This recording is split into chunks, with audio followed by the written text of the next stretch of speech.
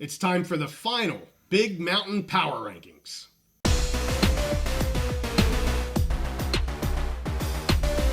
We're in the home stretch on the road to the college football playoff. So we're back on the Big Mountain to break it down for you. Hey, welcome back to the Big Mountain. I'm JY, and this is my good friend Steve. And Steve, here we are at the end of the regular season, and it's time for one last Big Mountain Power Rankings. If you're new to the channel, we take all the Mountain West schools, all the Big Ten schools, the Pac-12, as well as Steve's Step Knolls, and we put them all together, 33 teams, and we rank them. And this is where we have them at the end of the season. So, yes, some teams are going to be above or below teams they maybe beat earlier in the season. It's just the way it goes. You can't have it all, basically. No, if you play that game of who beat who, you'll just switch yourself. You would never have a power ranking. Yeah, exactly. It would never work. So we're going to start at the bottom, work our way up. I'll start down here at 33 and give you our bottom tier from 33 to 21. At the bottom of the barrel, we've got the San Diego State Aztecs. Moving up then is Nevada, Purdue, Wyoming coming in at 30th, Utah State, Northwestern, Florida State all the way down here at 27th, New Mexico at 26th, then Hawaii, Air Force moving up into 24th, Washington State, Oregon State, and just outside of our top 20, Michigan State. So, Steve, let me just throw a couple highlights out here, then I'll get your thoughts. So, the team that we most disagreed on in this entire ranking were the Air Force Falcons. They're on a 4-game win streak to end the season. We had them at the bottom of this list several weeks. They were literally 33rd several weeks. I wasn't sure if they were going to get away from 33rd. But, man, they have turned things around. We were different by 10, so it averages out to 24. I actually had them all the way up into 19th. I had them well above many Mountain West teams here to end the season the way they were playing. You had them a little further down. I think 24 here is probably about right overall. They're up 5 from our last ranking. Looking at some of those on the downward swing, Washington State down 5 into 23rd, and they are down 15 over the final 4 weeks of this season.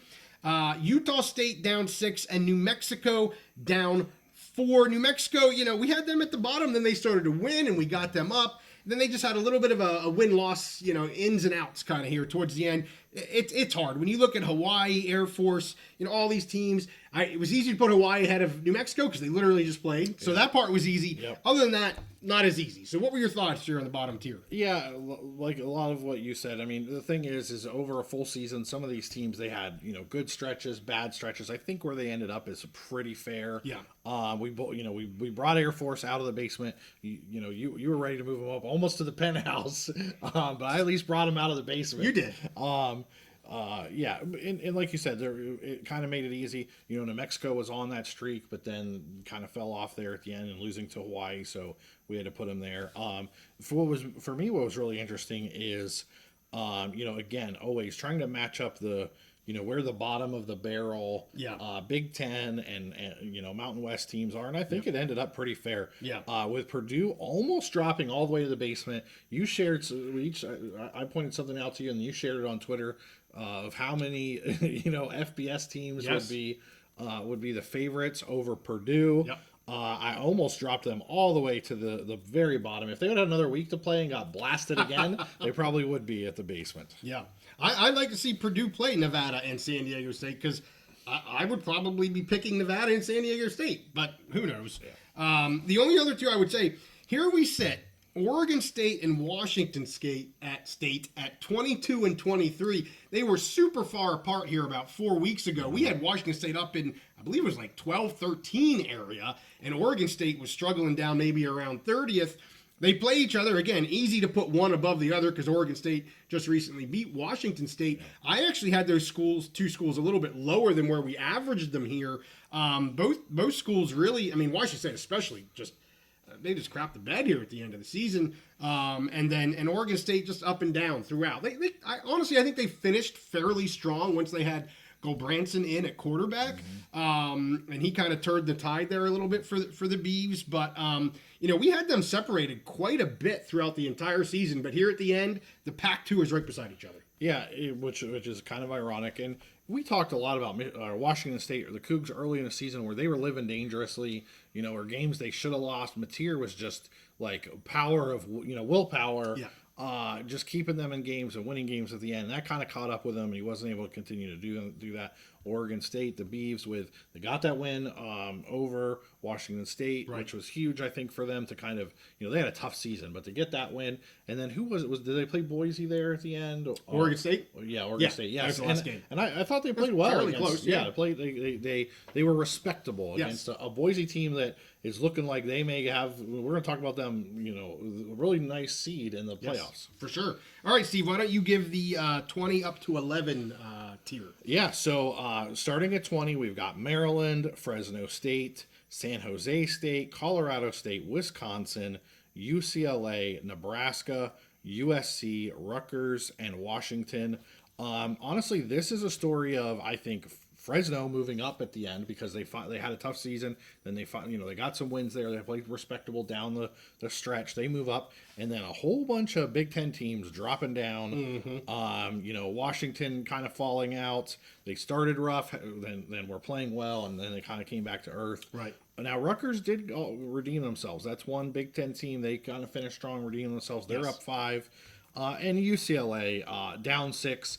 I mean, we were down on them at the beginning of the season. It was a total rebuild, and boy, they had a good kind of middle stretch of the season. But I think they're down, moving down 6, back to kind of where they deserve to be. So we're in that kind of mushy middle of those Big Ten teams, and some, Mountain West teams. San Jose State, I think, very respectable there at 18 compared to what we had them, starting the season, what they've done. Colorado State, they had a chance. They were on a run.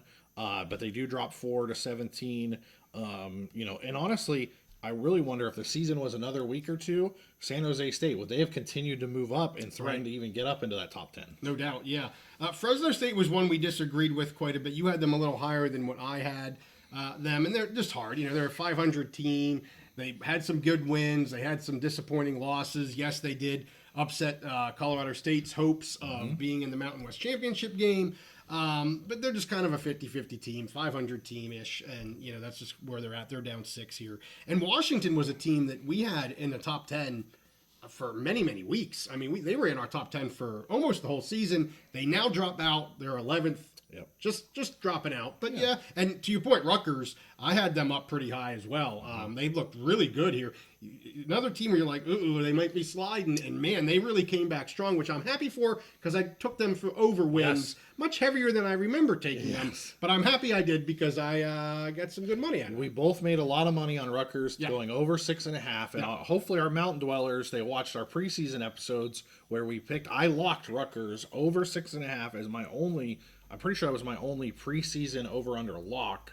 And yeah, we both made some money, and I hope our Mountain Dwellers did as well. I want to say real quick with Rutgers, I think for them it was a story of injuries. Yeah. They started so strong. They had, massive injuries. All of their best linemen, a lot of their best players were out, and then they found a way at the end of the season they got some players back, but a lot of players, they just had to get new, younger players in, get that experience, and then they finished the season real strong. All right, well, let's get to our top 10. I will do 10 through 6. At 10, we have Minnesota, and then a tie for 8th between Iowa and Michigan. Michigan up 7 here over 2 weeks ago. And then our top group here has been the same, Illinois at 7 and UNLV at 6. UNLV's been at 6 here, I think, for 3 straight episodes. Yeah. So 6 weeks we've had UNLV at 6. Illinois has been right in it, moving around a little bit, but they've been right in the 7, 8, 9 area. Michigan we had dropping down quite a bit, but they finished strong. They had a huge upset win against Ohio State, so you got to give them a ton of credit for that. And they finished here tied with Iowa, who had a good season too. I mean, Iowa had a strong year, and Minnesota breaking back into the top 10. I don't know the last time we had them in the top 10, but they had a good finish to the season overall too. Yeah, well, with Michigan, their last 3 games, they gave Indiana, an 11-1 Indiana team that looks like it's going to playoff. Right. They gave them everything they could handle. I mean, darn near pulled that upset against Indiana, which is weird to say, Michigan upsetting Indiana. Right. But then they blew out Northwestern, I think, like 55-3 or something crazy. Yes. And then, that big win over Ohio State. So they've, we talked about it. Their offense was so bad. They lost so much on that offense, but the defense, man, was still so good. Yep. And that came to play. And I think it's pretty, it worked out the right way with Michigan and Iowa being tied at 8th because they're so close. They're so similar.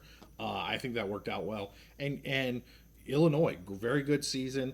I was looking at Illinois. They lost 3 games. One of them was to Oregon, the number one team in the country in the college football playoff. They lost to Penn State. Okay, tight game to Penn State. Played Penn State well. If they wouldn't have had that 3rd loss to Minnesota, they probably would be in the conversation for a CFP spot. If they're 10-2, and their only losses were to Oregon. Oregon and Penn State, they would have maybe a case over some of those 3-loss SEC teams that are fighting to get in. No, good point. Yeah, good point. All right, Steve, why don't you get to our top 5? No real movement, but we do have a little bit of a change here. So what do we got? Yeah, so Boise right there at number 5. I think that's I think that's appropriate with UNLV being right behind them at 6 because they played the game of the year in the Mountain West. UNLV has that chance to overtake them. Indiana at 4, which I think is a good spot for them, 11-1. And then we have a tie for 2nd, Ohio State and Penn State. Ohio State was the clear number 2 for a while because they had beaten Penn State. In my rankings, I decided not to jump Penn State over them because even though they lost to Michigan and it was like a bad loss and their offense was bad, for me, it wasn't that long ago. It was in the month of November that Penn State lost to Ohio State. So I decided not to jump them. I'm guessing you did. I did. Yes, because now we have a tie there. But really, mix and match. Those two can flip. Yeah. And with Oregon at number 1, the clear-cut number 1 all season, just great wins. Oregon beat Ohio State. They went and killed Michigan on the road. Got Michigan fans to leave the game early, and Dan Lanning took a timeout so his players could just look around and watch the Michigan fans flooding out of the stadium. That's the clear thing. Those are to me, Oregon at 1, Boise at 5. Boise's in a great spot to hopefully, we talked about this before, get I think we were the first show to say that way back in the early part of the season. It's been a while. Yeah, that Boise was on a good path to maybe get a top 4 seed, not just get, everyone assumed that the G5 spot would be, 11th or 12th seed. We said, no, Boise is a team, their only loss to Oregon, a very close loss. If they can run the table, they can get a top 4 seed. Well, now they're looking good. All the projections have them as a 4 seed. Right. And a lot of the projections, too, have if UNLV beats them, UNLV taking the G5 spot, maybe not getting that 4 seed like they would, but getting into the playoff. We'll see what happens with that, but we get the game of the year in the Mountain West replayed again this week in the conference championship game, which is awesome. I don't think that UNLV gets the 4 spot if they upset Boise. Yeah, probably not. I don't see that happening because of the ACC and the Big 12. Both of the 2 teams that are in the finals for both of those conferences are both ahead of UNLV right now.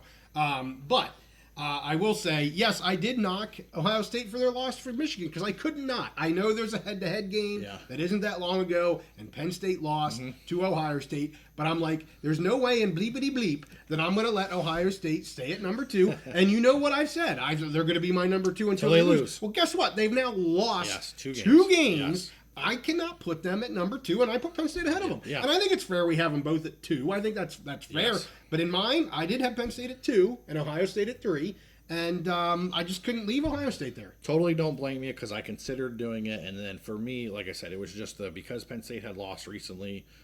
So I agree. I think it's suitable that they're both tied at 2 there. Right. Agreed. All right. Well, I'll throw the slides back up one more time. Our final power ranking for the Big Mountain from 33 all the way up to number 1. And I believe, if I'm not mistaken, Steve, Oregon has reigned number 1 the entire season for us. I believe so. I think so. I'm pretty sure. I should have looked before I came on, but I'm 99% sure Oregon has been number 1 the entire season, and rightfully so. And they're gonna be number 1. Well, we'll see. We're doing our pick episode. Yeah. We'll see what you think is going to happen in the Big Ten championship game. And Steve is going to be at the Big Ten championship game. Heck yeah, Indianapolis this week. Can't wait. I was there in 2016. Yeah. They came in. They were the underdogs to Wisconsin and beat their ass to go to the Rose Bowl. So I'm hoping we can see the same repeat of that this year. Love it. Hey, thank you guys for watching this episode. As you know, we do all things college football. We're going to be picking all of the bowls and all of the college football playoff games here in the month of December and January. So stay tuned. We do live episodes every week where we give you our picks. With that, make sure you like this one and subscribe if you like our content. We'll see you all next time on the Big Mountain.